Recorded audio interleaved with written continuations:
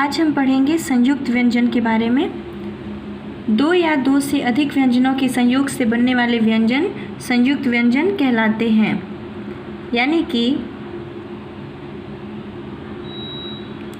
जब दो या दो से अधिक व्यंजन मिलते हैं तब जाकर एक नया वर्ण बनता है। तो हम देखेंगे कि वो वर्ण कौन कौन से होते हैं।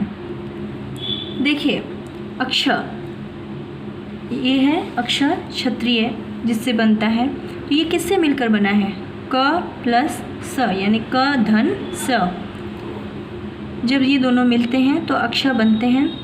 फिर त्र कैसे बना है? त धन र, यानी त्र। अब आपको त्राण लिखना है तो त्र में आ की मात्रा ण, त्राण। ज्ञ, ज्ञ कैसे बना है? ज धन य, इन दोनों से मिलकर क्या बना? ज्ञ। तो आपको ज्ञान लिखने के लिए बोलेंगे तो आप ऐसे लिखोगे। तो हमें ये पता होना चाहिए कि ये जो ज्ञ है वो किससे मिलकर बना है। स्र, स धन र, दोनों जब जुड़ेंगे तो स्र बनेगा। अब जैसे श्रवण लिखना है तो ऐसे लिखना है। तो आपको ध्यान देना चाहिए कि संयुक्त व्यंजन कौन कौन से हैं। आगे की टॉपिक है द्वित्व व्यंजन।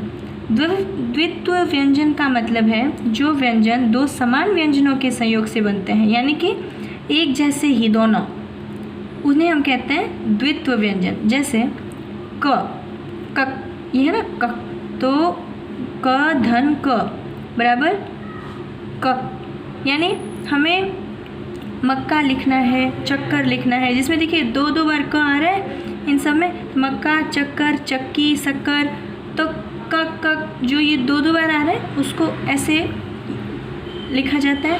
और बनता कैसे है? क धन क, तब जाके ये ऐसे बना।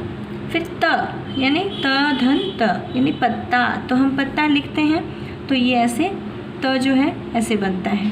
कुत्ता, सत्तर, ऐसे ही बनता है। यानी कि इस पर बोलने में भी देखिए प्रेशर, इस पर दबाव बनता है। कुत्ता, पत्ता, सत्तर। तो हमें ऐसे ही देखना है कि द्वित्व व्यंजन कैसे बनता है। अब ये है ल, ल प्लस ल बराबर ल, यानी गल्ला।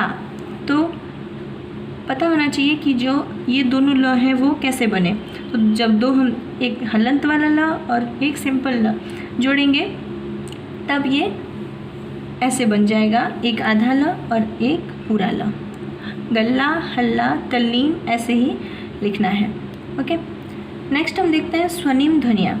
हिंदी में कुछ अन्य ध्वनियाँ भी विकसित हो गई हैं। ऐसी ध्वनियों को स्वनिम ध्वनियाँ कहते हैं, जिसमें ड, ढ स्वनिम ध्वनियाँ हैं। ये दोनों ड और ढ से विकसित हुई हैं। ये देखिए इसमें बिंदी नहीं है नीचे, इसमें बिंदी है। फ़र्क कितना है? से विकसित हुई हैं। उच्चारण के समय ड, ढ ध्वनियाँ शब्द के शुरू में तथा शब्द के बीच में संयुक्त व्यंजनों के रूप में आती हैं। शब्द के बीच तथा अंत में ये ड़, ढ में बदल जाती हैं। जैसे ड, ड़ बराबर डमरू, डलिया, अड्डा। ये तो हो गया इस ड से। अब इस ड से क्या बना? सड़क, पकड़, मोड़ आदि। तो दोनों में इतना डिफरेंस है। अब ये ढ और ढ।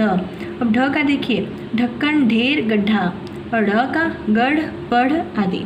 ओके, आगे के हैं आगत ध्वनियाँ।